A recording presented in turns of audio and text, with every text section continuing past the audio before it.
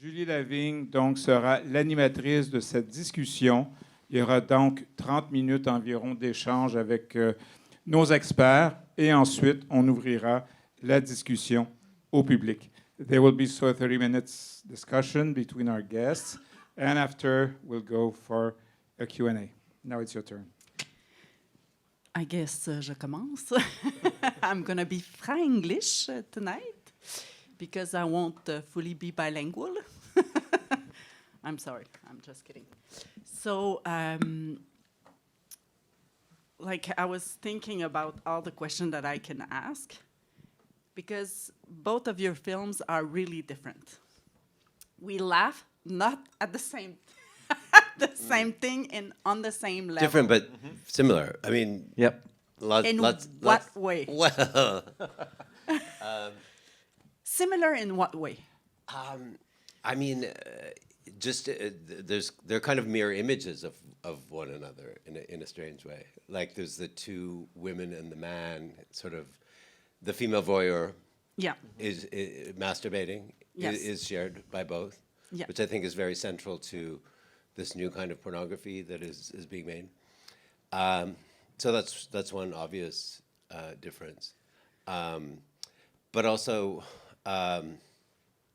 setting up a narrative expectation at the beginning, a genre expectation, and then kind of having the fantasy fulfill that expectation in terms of sexual pleasure,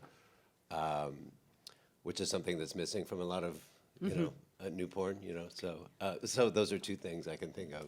Yeah. The other thing I'd say is that as filmmakers, there's an attention to the framing, to how it's shot, and I think it really shows because when I've watched your film, it was on the big screen the first time, and the second time here, I think there's a lot of shots that are similar because there's an attention to how you do frames and you edit movies and stuff like that. So there's really a filmmaker perspective. And I think that too shows for me. Yeah. In my research, I had two projects. One in 1913 and this one like around now. And one thing that we noticed was there's a lot of women voyeurs. And both of your films are showing that. So that was really interesting.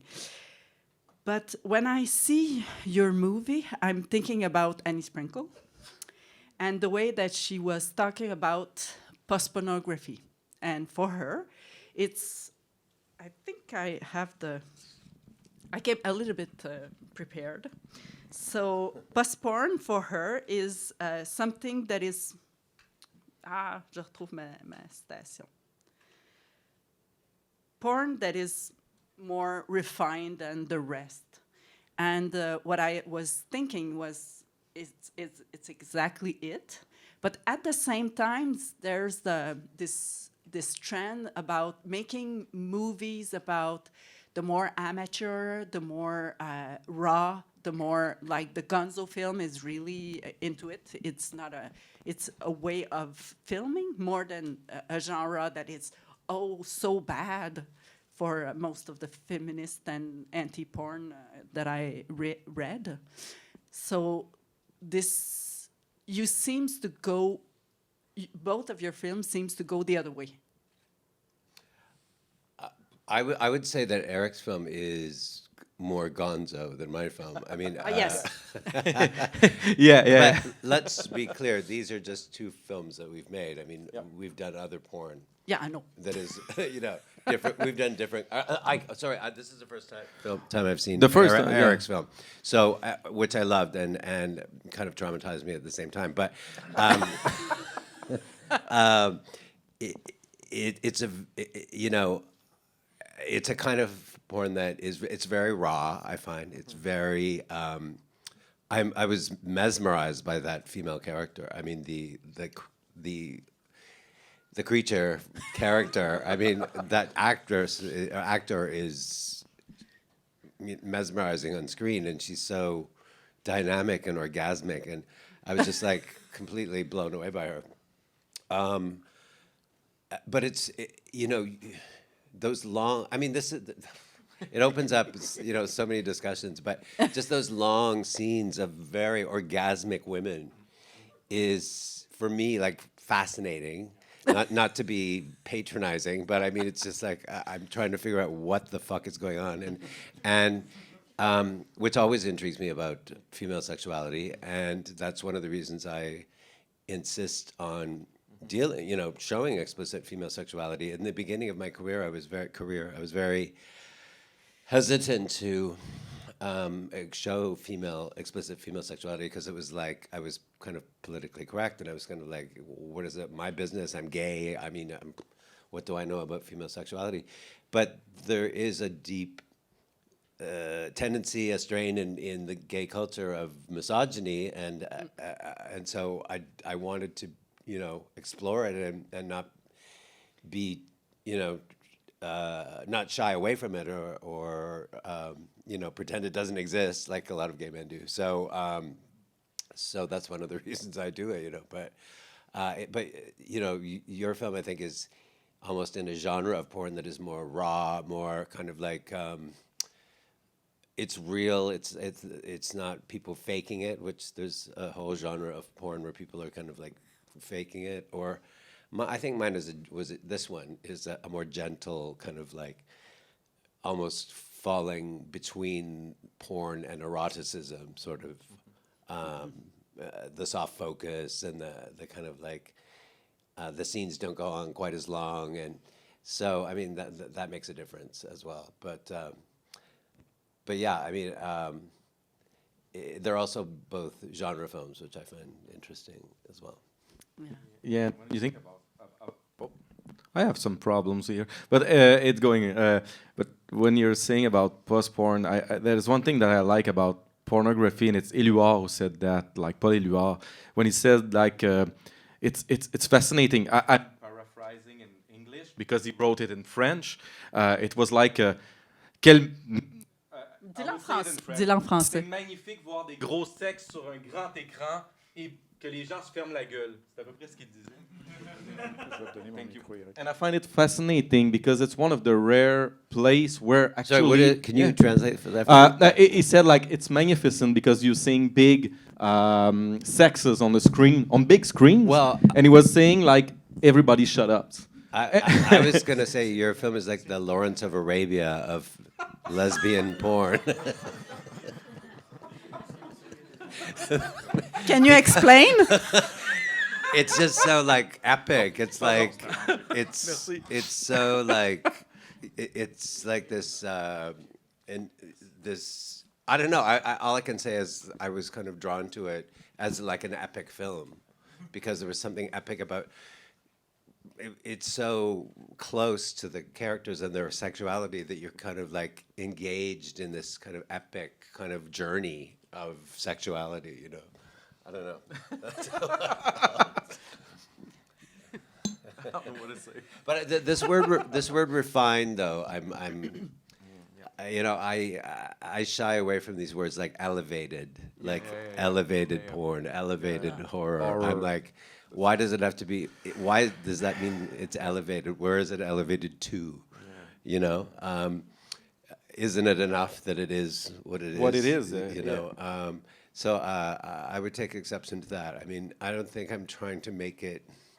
I also love down and dirty porn that is like really not even aesthetically pleasing or just kind of like raw and only made to capture the sexual moment. I mean, I use that kind of porn in my personal sex life, and I'm into that as well. So I don't try to make a distinction that, oh, I'm making porn that's like better than other types of porn, you know. Or There's a moral value close to, and there's the good porn and the bad porn, but at the same time, the good porn influence the bad one, and the bad one influence, even though there's not a bad and a good one. But the two character in your film, the two Which one? girl. Oh, the two girls. Because the guy's not there. No, the guy I'm just joking. is not there. Yeah, he's not there actually. Yeah. Yeah. Yeah, which is funny because we wanted to start the first sex scene with the guy naked and not the girl, and the guy masturbating. So it starts with the guys instead of the girls, but yeah, it gets afterward with the more voyeur girl thing, and then. And so why did you change? Why did you say we wanted? We wanted as a team. As a team. And I mean, I'm a director. I who- work with my team. And who changed it? We didn't change it. It starts with the guy masturbating, actually. It starts like that. It's the first. But the company scene. that you work for, did they have an expectation of that influence? Because I know that was true. Yeah, of yeah. Well. that's true. You had that because obviously you work for hire. I'm working for a company which is at all time. You're working for Ecolas. There's kind of in French you say un cahier de charge, which is like there's expectations about what you can do, what you cannot do, how you can do it, the length of the sex scene too, some stuff like this.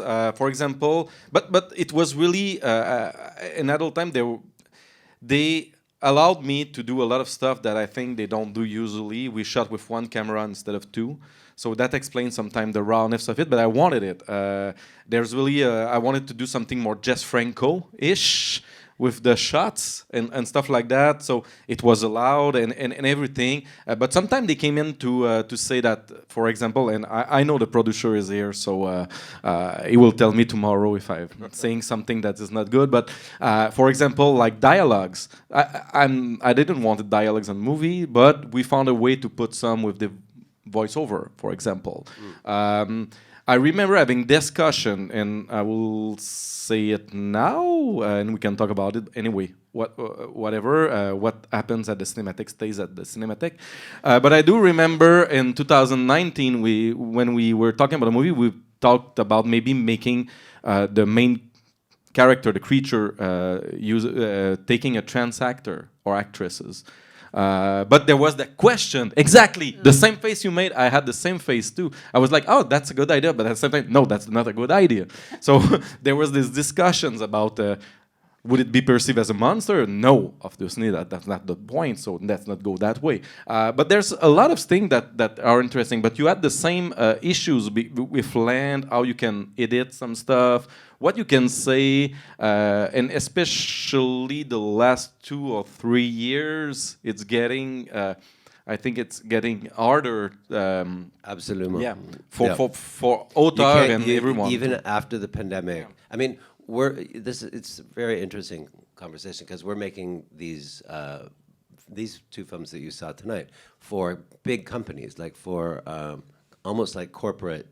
Well, I don't know if you call them corporate, but Erica Lust is a big company, and they have a lot of people working for them, and they have a very specific the way that they run the company. They do algorithms. They do surveys of their memberships, and what kind of sexuality do they want to see?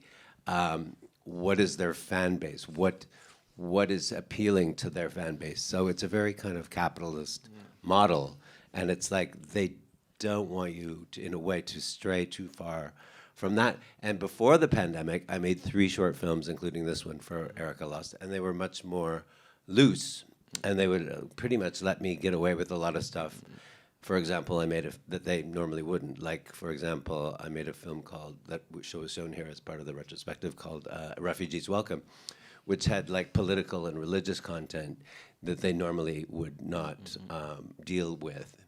But because I was coming in and I was a named director, they gave me leeway, which was amazing. They accommodated my vision. And then I recently made a feature film for them called The Affairs of Lydia, which is playing tomorrow, Friday night, and it was post-pandemic. There was a lot of economic anxiety. There was a lot of problems with making porn during the pandemic. So they were much more hands-on about the sexual components of the film, the kind of sex that was being shown, and I adapted to that because I signed on to make a film for them, and for me it was a bit of a drag because normally I do porn so I don't have restrictions, you know. So it was something I had to live with, you know. But there's really something that is interesting if you go like reading magazines from the industry, like XBiz.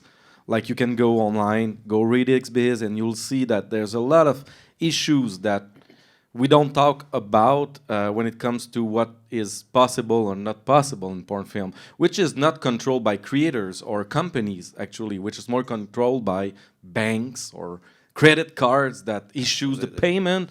And sometimes like people get frustrated within the industry and outside the industry, and then you get like auteur film, which they can do whatever they want anyway, because if you go Lars von Trier, he can do whatever he wants because it's not like considered in the same industry. So there's really still that divide, but it's not people in the industry that don't want to challenge or do some interesting thing, and it's not creators like when you get hired to do stuff. It's at another level, and you can find it easily. Go to XBiz, like that's the magazine of the industry, so it's not like a secret what's going on.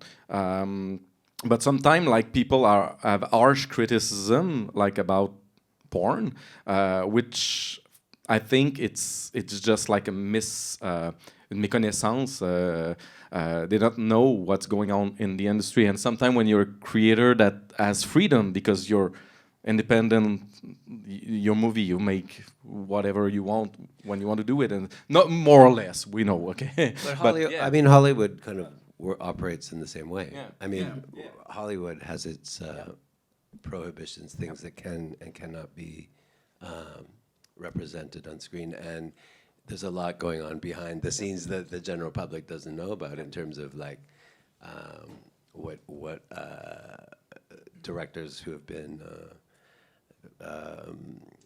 been creatively disrupted because they don't think the film will be marketable or etc. You know, so I mean, there's a lot of parallels between the mainstream film industry and the porn industry as well. It's the same industry. It kind of is. You'd hope that it would be more, there'd be more crossover between the two. That's what I like. I'm waiting for, but yeah, they're both big, you know, multi-billion-dollar industries. So there's a lot of machinations going on. Yeah. Gatekeepers. And gatekeepers, for sure. But at the same time, what you do is a link between the two industry, because Absolutely. there's. Because we're showing the films here tonight. Yes. It's Which my is, first I have time. to say, it's amazing to watch your film and see these long scenes of sex with an audience is kind of profound on a certain level, you know, because it's not done anymore. And I don't know what else to say. It's just a different experience. It's almost to me like what experimental film used to be like. Yep. You know what I mean? Like if you'd go to see an experimental film, which is also now almost obsolete, the idea of the experimental film where Stan Brakhage and Michael Snow and, you know, Joyce Whelan and these, where it's a formalism. Warhol, you know, it's about formalism, it's about long, boring scenes that you sit through. It maybe is a good definition of experimental cinema. And what we can understand from that is... No, there's a boring aspect to it, which is part of the challenge of the film. And that is what I experienced tonight, you know. Well, no. No, because I will quote Laura Kipnis, that you know, you've lived Brown and Gagged, which she says that one of the things that is interesting about porn movies, that especially it force you to be within yourself and interact within yourself while watching the movie. If you find it boring or if you have reaction towards it, either like it's excitation or just disgust or whatever, that's the point of what's going on. And that's where it's interesting, and that's where it's politics and it's countercultural. And that's where it's important. Yeah, well, yeah. Yay. You don't need mindfulness. You just need to watch porn, and especially his type of porn. Yeah, my type. Your type. Not mine. Of course. But it was funny to hear Tomois laughing especially in the sex scenes between women. Well, you laugh at the right places, though. It was really funny for me. Yeah. Well, we have to acknowledge. Are you gay? No. Oh, okay. See, I didn't even It know. was, it was obvious, no? But You're what not? You no. lied. Yeah. Yeah. No. He's a straight. Are you straight or gay? I mean, I heterosexual, don't even cis- know. Okay, You we're don't going have- there. You don't have to come Yeah, out. it I mean, starts. or come out as straight. I mean, but it doesn't matter. I mean, but I'm just, for me, like having, lately I've been having a lot of gay men having sex with women in my film, which is a new low for me. No, really, according to a lot of people who contact me on social media, and a lot of men are contacting me and going, "You traitor!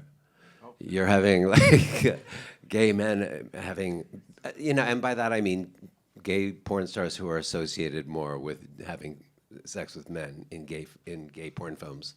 I'm having them in sexual scenes with women, and they have very strong fans, just like in Hollywood, and they are mortally offended that I would like smear their, you know, their gay porn idol by having them have sex with a woman. Or then you have the other extreme, which is guys that are a bit too turned on by the idea that you're having gay men have sex with women, and they're like, "Oh, could you have my other favorite gay porn stars have sex with women?" And they're like suggesting all the, you know, ones that they want to have. But anyway, I mean, it's a very proprietary kind of thing, but it's also a kind of interesting taboo for me, because back in the day, we used to say, you know, jaded homosexuals would say, "We've done everything, you know, we've done all the, you know, fetish and everything else, and what is left?" And we'd say, well, having sex with a woman is the final taboo, you know, for a gay man. And I don't mean that it may sound misogynist, but I don't mean it in that way. I just mean it's a challenge. It's like a kind of it's something that it just brings down, down to the whole idea of, is sex, you know, culturally learned, or is it biological, or is it something? Is it a question? Well, for me it is. I mean, Okay. you know, it always is. I mean, I always considered myself as a gay man a repressed heterosexual Okay. on a certain level, because I believe in Freud's principle of, you know, constitutional bisexuality, that we're all born with bisexual potential. So I lean more towards the idea of that everyone has that potential. So for me, it is an issue, or it's kind of like, even though I've never been able to, in my own sex life, I'm completely gay on a personal level. In my work, I really insist on trying to explore the broader spectrum of sexuality. Yeah. That's the good thing about porn. It's about fantasizing. It's about fantasy. It's about, and you're pleasing a lot of women when you're doing a film like this, where men can have sex, and nothing is so strict that there's an opening between those categories that are really framed to be like this, and so there's a lot of transgression, and the transgression is not about like the Extremes, or yeah, no, yeah, it's yeah. about just moving the frontier, and it's really interesting. Not me. Okay. No, I'm being like. No, I agree. I think it is transgressive. It is on a certain level, and it's for me.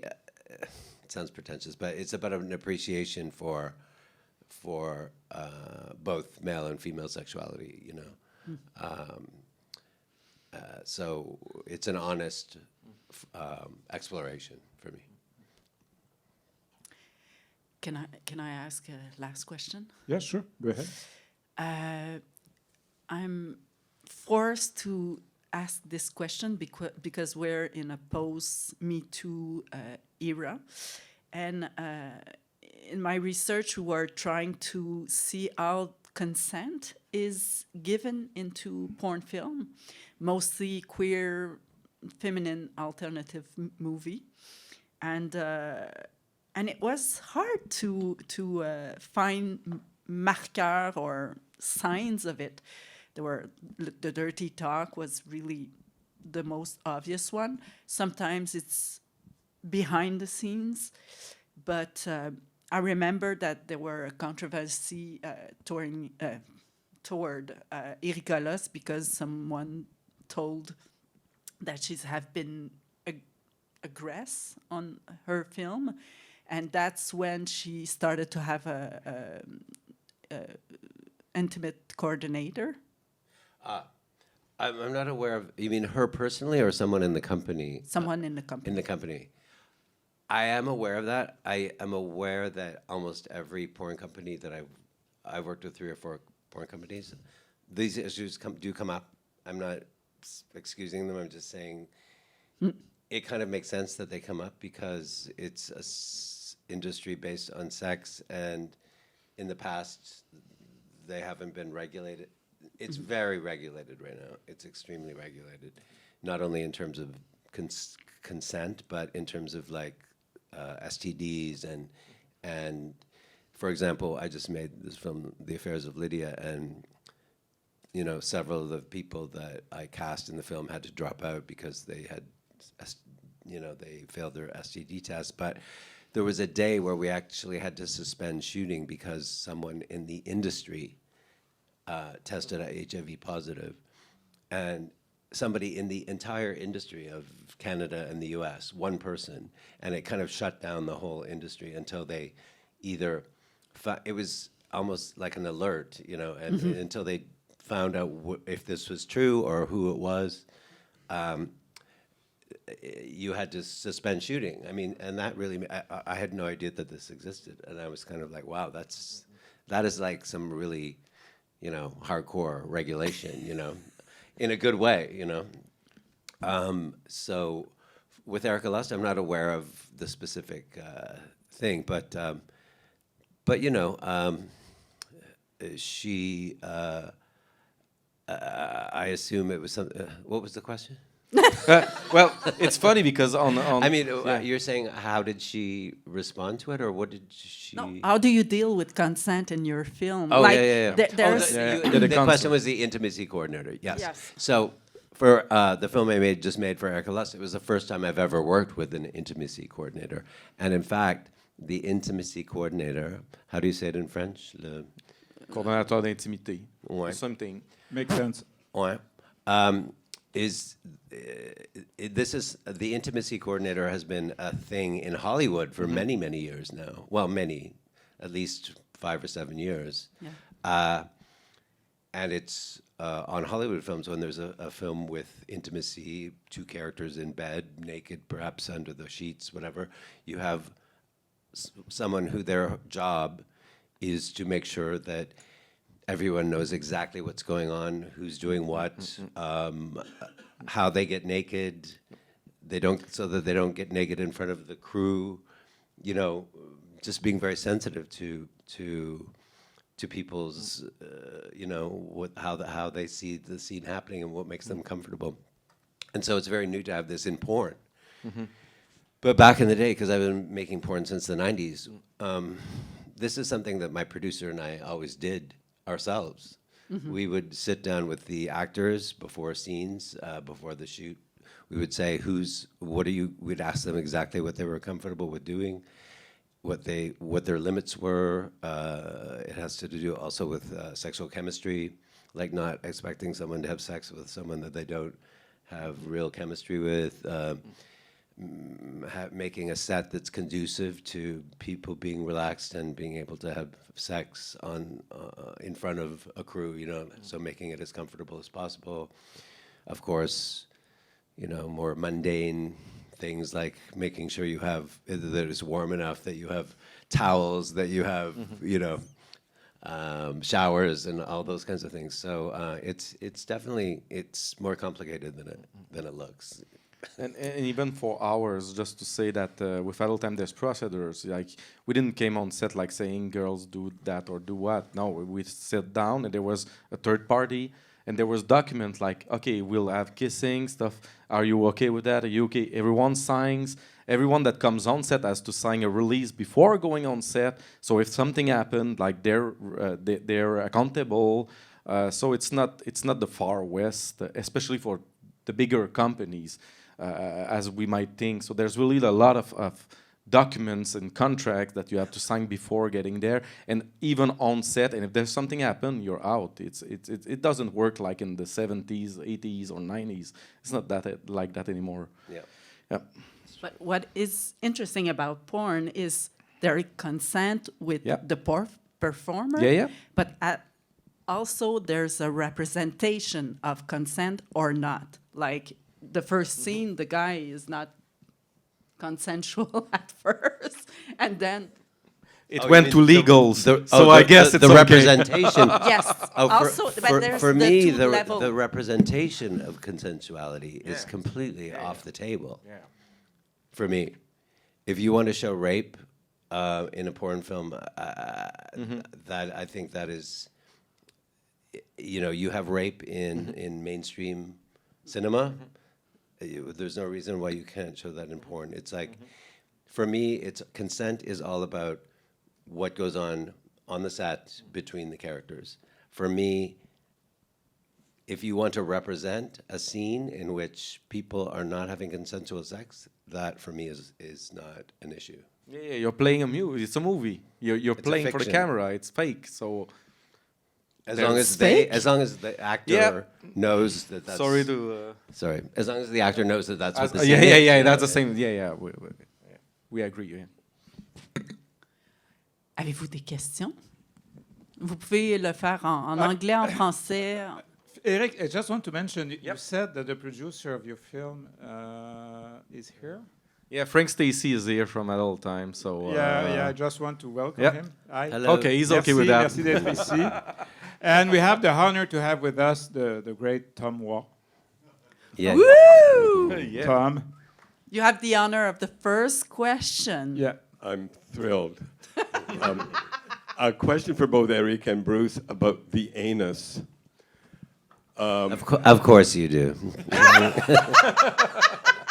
Eric, did your cahier de charge exclude all anal relations among the women? I mean, it is a sleazy lake, after all. You would think that there would be room for a certain kind of quote-unquote abjection. Yep. And let me just ask Bruce, and then, Bruce, did Pierre and Valentin not hear the instructions that rimming was to be included?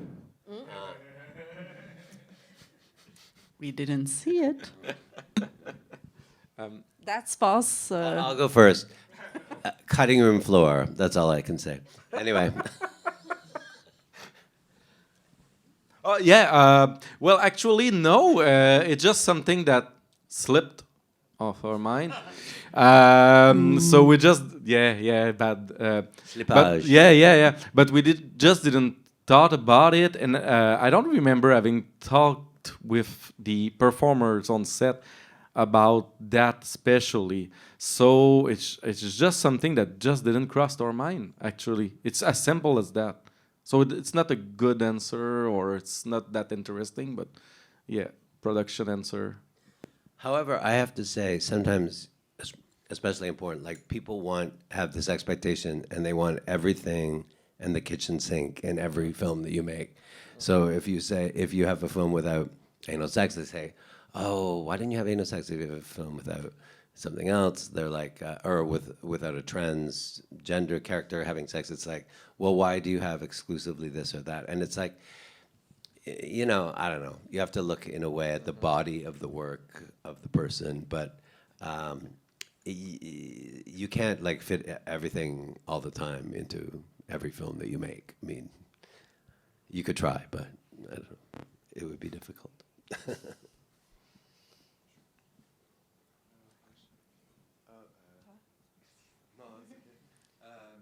just want to kind of rebound on the last little part that we were asking a question about the freedom of representation. you guys feel like it's harder and harder to express yourselves through the limits of what you can and cannot represent? In your movies, do you feel like it's a slope that we're kind of like taking? A slippery slope. Well, I'd say for me that since I'm almost fully independent, like I can do anything I want. It's just like sometimes it's harder to get. It's getting more harder to get screened with the movies that I do. But as soon as someone is putting money on a movie, for sure you have to. There's some other issues that are different. There's politics, there are different things. But when you're independent, I feel that there's how can I say that? Je vais le dire en français parce que c'est peut-être plus facile pour moi. Excusez-moi. I will translate if you want. Mais je te dirais que il y a quand même en ce moment toute une vision de certaines choses qui rend la création, ou plutôt, you can do anything you want, but that doesn't mean that it will be shown or seen for what it is. And especially if you're getting funds for somewhere.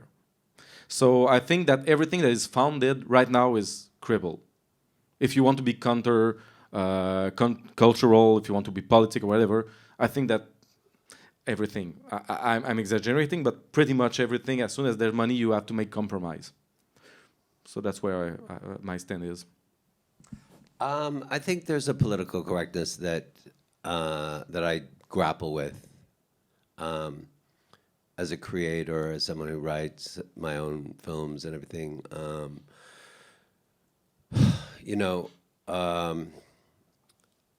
And it's not always necessarily a bad thing because it makes you to be, because it makes you conscious of what you're doing. I still believe that you should be able to express yourself freely without censure, And what drives me crazy is the Hollywood model about gay representation, where there's like an idea of it's what is good and bad in terms of gay representation, and organizations like GLAAD that actually want access to Hollywood scripts before they are even made to make sure that they don't have a bad representation of a homosexual in the movie. To me, this is blasphemy. This is anti-art. This should not happen.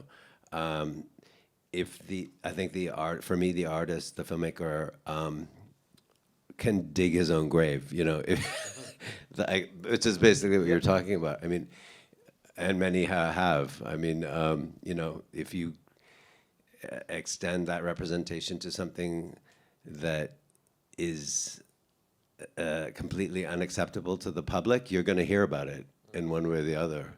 And maybe you might not get financed the next time, So maybe that is a prohibition. Like you said, it's like no one's stopping you from making the film, but they might be stopping you from getting financing the next time. So it's a bit complicated in that way. But it goes beyond that. I mean, even now, in terms of, have this retrospective, I'm still struggling to make new films, and the whole landscape has changed, and people are encouraging me to saying, well, maybe consider making a genre film, or maybe consider blah, blah, blah, because it's more commercial, because we can get the financing, So that's part of the industry. But many times, I'm showing a film tomorrow night and I've shown several films at this retrospective with rape scenes, and I have been told that I have a delicate touch, even with difficult subject matter, and I think it and also camp. Gay camp, the camp sensibility allows you to get away with a lot of things, and. Sometimes I'm surprised I haven't had more blowback from the kind of work that I've done. And tomorrow night I'm showing Skin Flick, which has a very kind of brutal gang rape scene in it. And, you look back, and that was made over, 22 years ago. And and then it becomes complicated because, I mean, if you look at porn, and I'm sure you know exactly what I'm talking about, a lot of porn is based on non-consensual sex. I mean, the representation of it, whether it be like, you know, kind of family porn, incest porn, you know, someone convincing someone to have sex who's reluctant, someone who is being kind of coerced into having sex, but they're resistant at first and then they finally give in. That is a staple of porn because it's like a dark, politically incorrect fantasy. And I mean, I think personally, I think that's a healthy thing because we all have those kinds of fantasies, and it gives a kind of a valve that allows you to kind of like express, to not be totally ashamed and traumatized by your own kind of fantasies and just see them expressed, you know. So, but you know, I could be wrong. What's your take on that kind of porn? I remember an article that I read written by Judith Butler on Mapplethorpe, and another one from Jessica Benjamin, and they were talking about like the feminist anti-porn, and they were saying, yes, porn is a really disruptive image of sexuality because you see real sex, but at the same time it's script, and it's script to talk to your fantasy, not the real thing. Mm-hmm. So it was really enlightened for me. I was like doing my MA, like I don't say it. Yeah. I'm too old. A couple of years ago, yeah. So it really shaped how I see porn. I'm tired. I woke up at 6. And I'm trying. But it's true. I mean, you know, there's a lot of shaming going on now too about sex. So that's not a good thing. I mean, there's a difference between calling out someone who's being inappropriate on a set and canceling someone who's a sexual offender, and shaming people who are making porn. I mean, there's a huge difference between. There's a difference between the representation and what people like are excited by and what they do in real life too. So it's all that kind of get all mixed up sometime in discourse, especially in mainstream media, because they're mixing everything up. Like, it's not because you're watching a movie with scenes without consent that you get rapey or whatever. It's not the same thing. I'm not saying that you get rapey. I'm saying that it's just not because you're excited by something that you think that it's a good thing, and that's exactly what both of you are saying. It's really different because we're playing. It's movies made for to especially excite and express some stuff that cannot be maybe expressed in real life, and that you don't want to express in real life anyway. So we agree on all that. It's simple, but sometimes it seems that it's so simple when we say it that we need to say it again because it's not so simple finally because it gets complicated. But it's so simple, and the basic is really like everyone agrees on that, or more or less, yeah. And then there's the whole issue of extreme violence and explicit sexuality in the mainstream media, and so you are allowed to show the most extreme, violence against women, and women being slaughtered and disemboweled and everything. Men too, but I mean it's quite often women who are like on Netflix, or there's so many Games of Thrones. So many series are based on a woman who has been murdered and the body, and I mean, so and yet explicit sexuality is the horrible kind of thing that you can't represent. You can show the most extreme violence, but you can't show, explicit sexuality in a mainstream We context. have a question, and it's I think so. Just gonna try. Thank you, Julie. J'aimerais juste comme poser une question comme stylistique, bref. Parce que c'est moi qui a ri durant la scène The Thing in the Lake. It was not, I'm Emeritus Professor Thomas Law. It's because there's something abject, I find, about the porn in the day. I know it's not unusual, but it's broad effing daylight in both of your films, and I find that there's something abject and hilarious. And, sure, there's cruising in the daytime, but it really takes it. Your thing in the lake is not Stranger in the Lake. I mean, Stranger at the Lake. It's very much, there's an uncanniness to this daytime thing. And Bruce, in your film, it seems like so just unlikely to me, like what they went back for, like a rainy day siesta. So is there a sense of the ridiculous that you intended to bring out with these daytime scenes, or was it just easier to convey naturalism by not having to light a night scene? Well, on my side, for me, it was really like to play with the l'inquiétante étrangeté of the place. It's just like playing with the. We're used to have less now, but a lot of stuff is made inside or in studios. For me, it was interesting just to use the lights and all the shadows from the trees and branches plays with it. So it was like a mise en scène things that goes with what you're saying. So it was really that thing that I wanted to do, like to put that unease within the scene, just by how unnatural natural is finally. So that's what really the what I wanted to do. So I'm glad that you found it and that you laugh at the right place, because I laugh at the same place that you. So I was really happy. and at the same time the sound. Yep, the sound. But, there's two things about sound. First, like people who've seen my feature, my other films, knows that I really love to play with sound. That's one of the things that I'm really amazed by.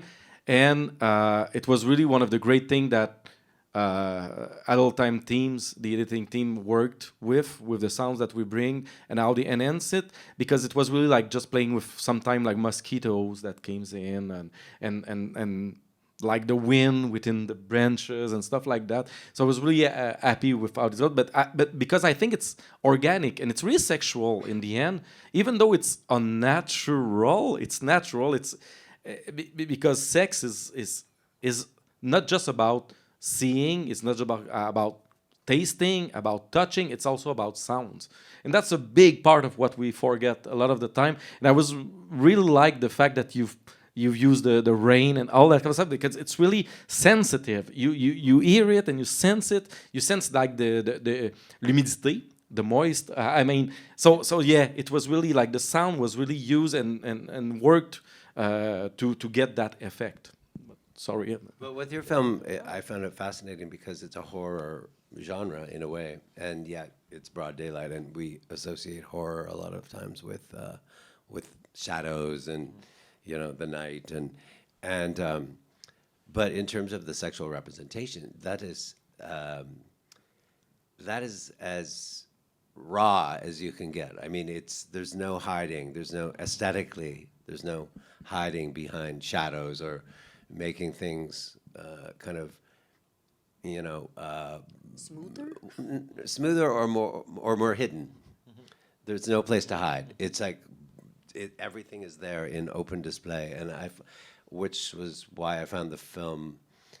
I had a lot of different emotions going on watching the film, because I was traumatized. I was like mesmerized. I was like a lot of things, and that was part of it, was because it was so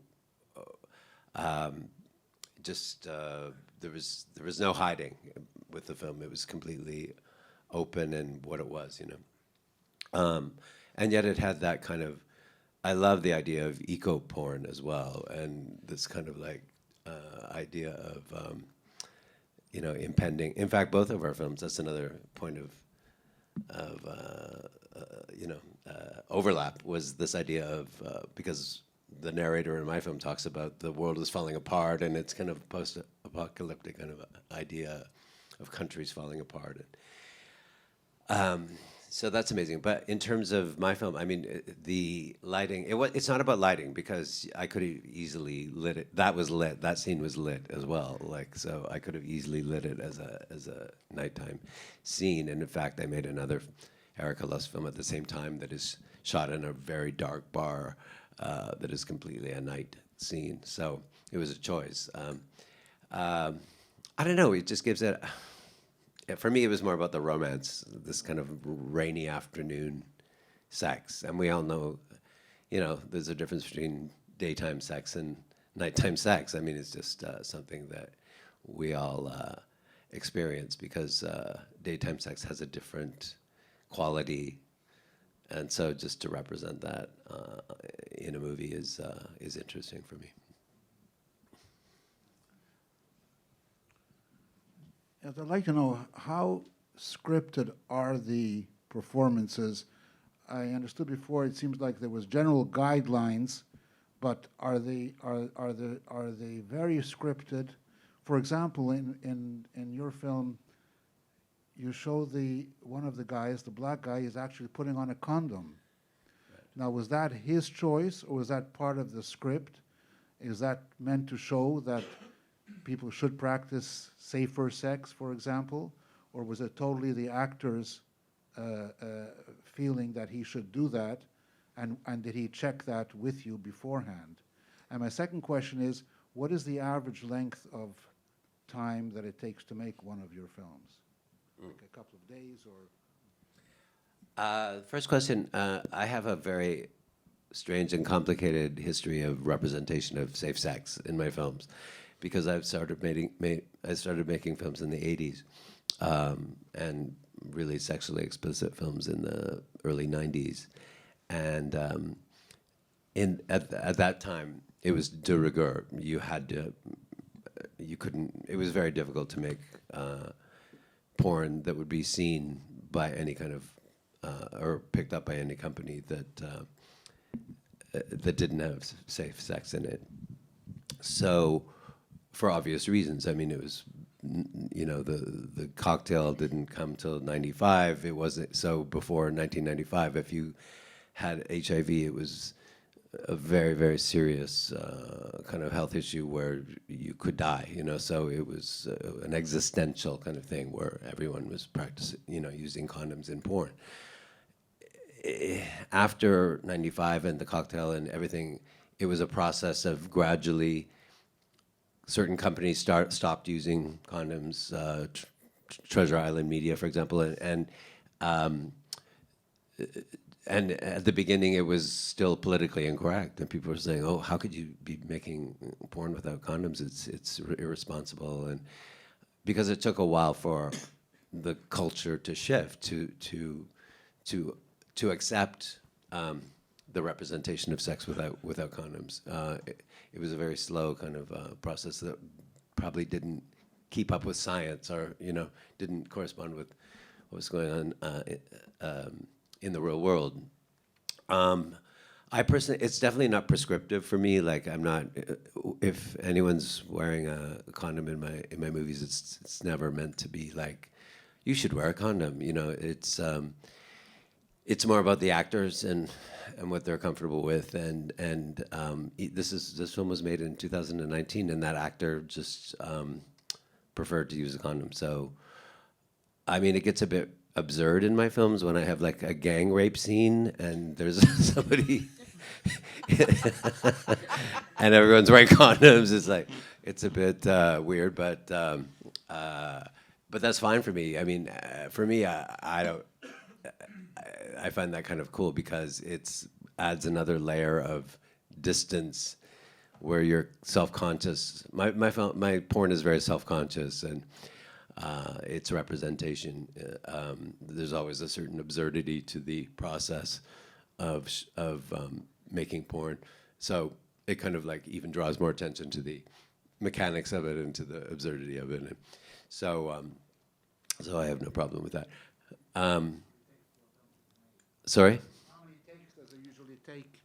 Uh, How many takes does it take for a film to be made? Like a film like that? This film I shot in a day and a half. So the exteriors were shot on one day, and then the sex scene was shot on another day. But you know, I make feature films. I just made a feature film that's playing on Friday night for the same company, Erica Lust. It's a 90-minute. It's a full feature, and we shot it in Montreal in 7 days, 7 straight days of full 14-hour day shooting. And in fact, if you're making a film that is has a lot of narrative in it, which is the reason why a lot of porn makers don't include a lot of narrative these days, is more economic. It's very challenging because you have a limited budget, and you have the actors having to do all the sex scenes and all the narrative scenes on the same day, and it's very taxing for them. It takes a lot of energy. You have to figure out, should we have them do the sex scenes in the morning and then do the narrative after, or vice versa? But to shoot a full feature in a week is crazy to begin with, and then to have like 4 or 5 or 6 sex scenes on top of that is really a challenge. I mean, it's because a sex scene like that would normally take like 3 to 4 hours to shoot minimum. So.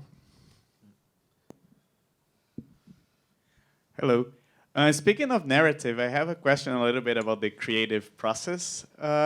Essentially, for example, how do you bring sex into your narrative? Or essentially, how do you think about an outdoor space that has a monster that lives in a lake, and then you have that spark eureka moment that makes you think, you know what, let's make them fuck next to the lake. What kind of, how do you link those two things together? Oh boy, that's an excellent question, because creativity is always a bit weird. But I just say, like, especially since it was work for hire, it's like, okay, I need to put like sex scenes, and it was like really an anthology, as you've seen at the first. So there was like kind of the idea of having subject or monsters for our movies. So it's like, I want to do a creature from the sea, and if the creatures from the sea is coming, what could she do? It really like easily get like that.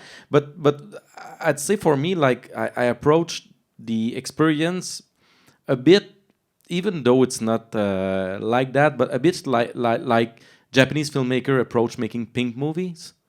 Like you have you have to have 3 sex scenes that land, and you have to do that, and then afterward you do whatever you want, more or less. So that's how I approach it. So I was like, okay, I have to have 1, 2 sex scenes, one that is longer than the other, so how can I go with it?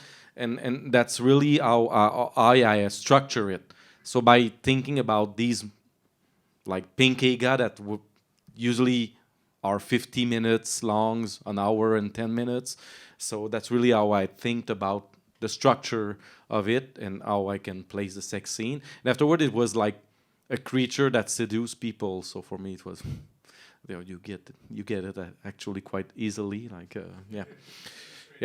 it's straight horror. Like she's even doing the kiss like Dracula, but with her tongues and stuff like that. So there's a lot of these imagery that goes into the movie that we might not see at first glance, but they're there, yeah. But it's interesting to me how easy, in a way, easy it is, and why I don't understand why more people who make porn don't do it. Like, it's easy to set up a scenario that is like a kind of crazy fantasy that then when you watch the sex, it all reinforces that fantasy, So the beginning of the movie is the setup, and then the rest of the movie and the sex scenes are all reinforcing that fantasy. So even the way, obviously you had that amazing actor play that role, she was playing it kind of like over the top as a kind of, crazy sexual monster, but also within the realms of believability of porn, So Am I wrong? Did you direct her or? Yeah. I've said to her Is that like her I normal want sexual practice? Well, actually, like if you watch it again, which you probably won't do anyway. But anyway, I've asked her to be the one that on top pretty much all the time, that she direct the sex. So she's always taking someone and bringing it up. So we talked about that, about the role, and that she's a beast from. So yeah, it was You could tell. conscious from her that she did a great job, and from me as a director. So if you She watch it again, look at all the small details. But For me, she really yeah. sold the film. I mean, yeah, she's amazing. yeah. She's really amazing, and she's like sexual, and she's taller than everyone, and she's really like earthy. I don't know how to say it, but elle est très terre, corporelle. Well, anyway, but actually, you two did the 3-act structure. It's just writing like a regular movie, but Well, and then more or you know, less. what I've made a gorn as well, a gore porn called LA Zombie, and what fascinates me about slasher films is that they are almost like conventionally the same as porn films. And so you have like you have to write the script to set up scenarios where usually women, but where people will get killed every 10 minutes or every 20 minutes in the film, usually by like sharp stabbing objects, you know? And it's the same as porn. I mean, you set up scenarios where people will have, where it would make sense for them to have sex at various intervals during the film, and that's how you write it. I mean, even if you have some kind of creative concept, you still have to stick to the porn to the narrative conventions, you know. So it's kind of interesting. Linda Williams was talking about the fact that porn is the same thing as musical. Same thing. I often think about that as well, and people have often asked me to make a porn musical. It would be And I may. great. But, And as a filmmaker, that's where it's fun, though, because these scenes, that's where you can get creative, and then you play with people' expectation, because they're usually like horror fan and porn fan. They are really fans. They know a lot. They've seen a lot. So that's where you can be creative, because you're just doing something a little bit different, and it's different. So really, as a filmmaker, it's these moments that are really like fun to direct, I think. okay, or edit. I got it. Porn slasher musical. Yep. That's. I'm in on We that don't- if you go to Hi, thank you for showing us your films. If you permit me, I'm going to be a little contrarian. I have a hard time classifying both those films as porn. I don't think they're porn. That's refreshing. I thought you were going to say art. No, I really don't care about art. But I don't see them as porn, mainly because maybe it's my age or something, but I find CTV's evening news more exciting than what I saw. But I think they're both very political, and this is how I read them. I read your film as being a sort of eco-Anthropocene porn or whatever, and I saw your film as a critique of society in Barcelona, and just, I mean, the shots of the flag behind her, trying to make them make a decision which way to go. I thought, for me, the whole thing was, in my mind, was about that. It was, I was reading it completely as a political critique of sitting on the fence and not deciding whether to be a country or not. So it was that's where I come from. I guess that's how I saw it. That's how I see it. As for the voyeurism, which is inherent in cinema as a male voyeuristic tool of a medium, I find it weird that there's a discussion of women being voyeurs while they're watching men having sex, or watching, as sitting in the background masturbating while watching other people having sex. For me, there's something wrong with it, because, I mean, I think the idea is that you want women to tell the story of another woman watching, men having sex or couples having sex. I have a hard time understanding how that could be voyeurism from the perspective of a female watching sex. If you were somebody who, like you said, you have no idea what female sexuality is, so it's very hard for me to understand how you can... Well, let me take that back. I mean, I feel like I'm very female identified in my sexuality, or let me expand on that. You know, and that's sometimes a kind of politically incorrect thing to say these days, but as a gay man, I think I identify very strongly with a feminine point of view and a female point of view. But I'm not sure why women can't be voyeur of gay men having sex. No, they can't. If they're, like, if Chantal Ackerman made a porn film, then I would understand the voyeurism through it. I just have a hard time doing the triple diffraction. Okay. Of gay men, women. Well, no. I totally identify as, you know, and that's part of my sexuality has always been female identification. So for me, it's not a big stretch. And at the same So to time, speak. it is from a fantasy of a woman. But I understand that. But it's I think he's questioning, Yes. or not questioning, but wondering about my investment in her voyeurism. But for me, it's an identification. It is with the woman. Well, I don't know. Like, I find this question really interesting,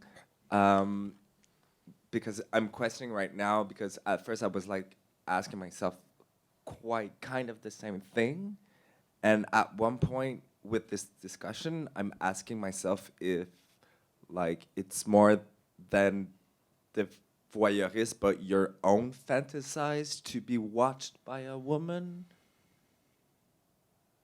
For me, absolutely not. Well, because you told that you're gay, and it's two men that's having a hookup together for the first time but while no. a woman is watching. Yeah.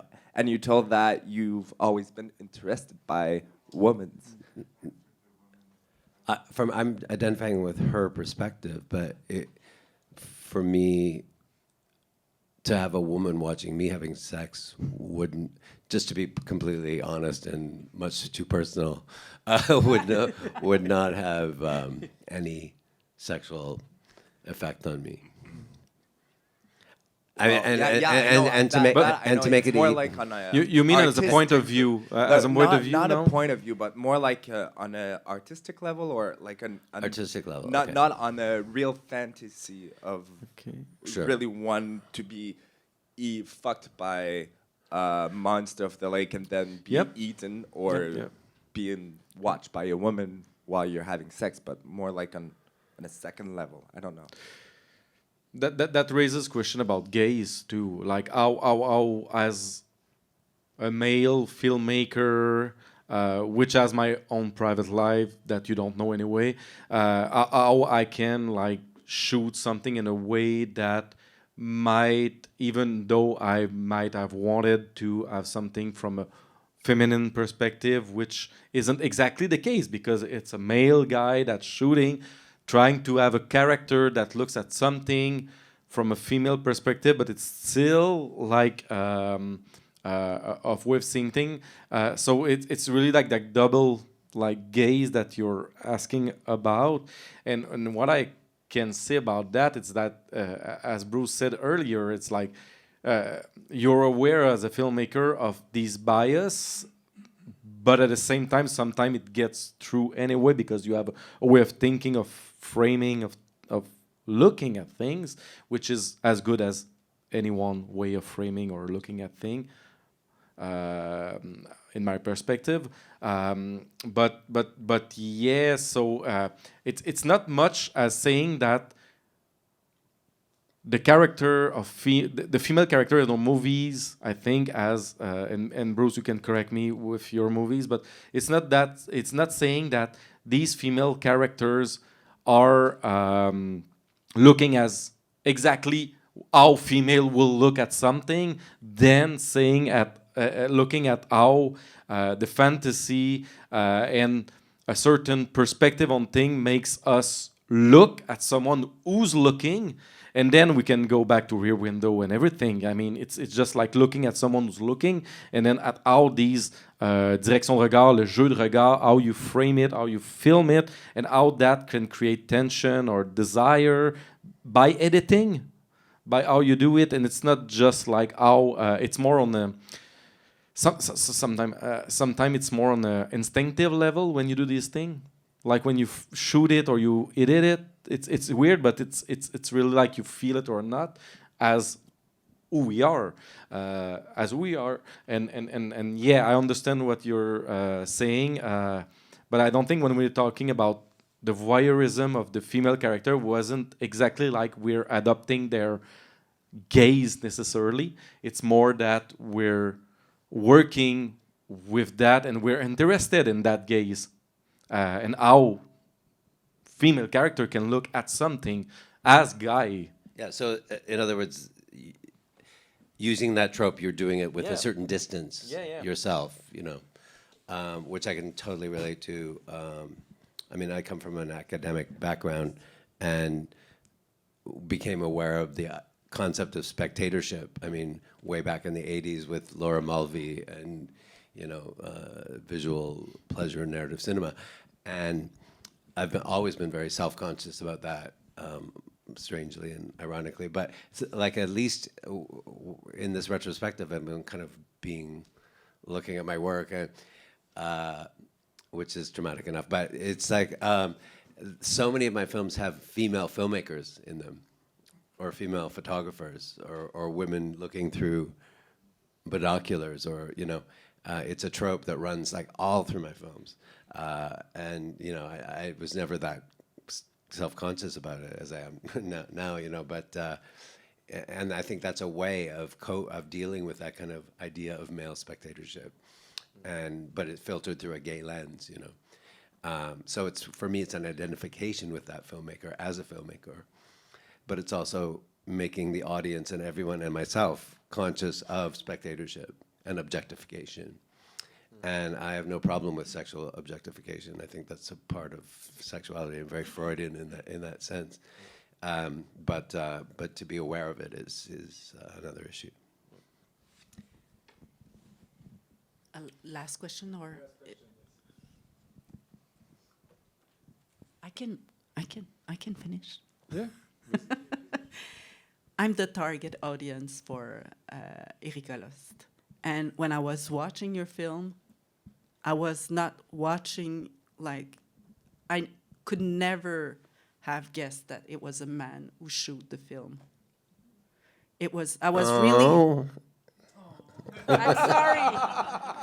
Really? I'm sorry. Merci. No, I mean that. No, Je viens de te castrer. No, that's very. I take that as a very strong compliment. I mean, Yeah. thank you. But for you, That's kind of the best thing you could have said. Yep, I've kind of understood. there is nothing there at all. Yep, sure. What can I say? J'ai entendu une réaction. Thank you. Merci. Everyone. Merci Merci beaucoup. à tous. Thank you very much, everyone.